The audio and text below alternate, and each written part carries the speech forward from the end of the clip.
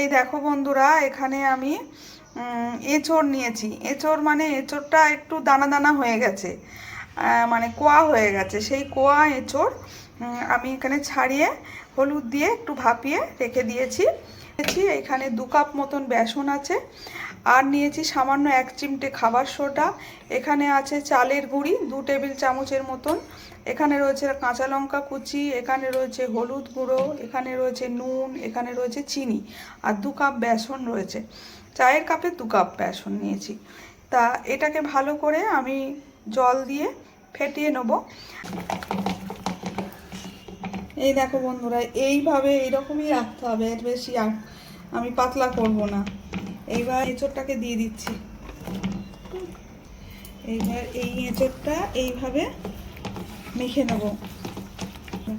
এইগুলো এক একটা পিস এক একটা নিয়ে এইভাবে পকোড়া করব।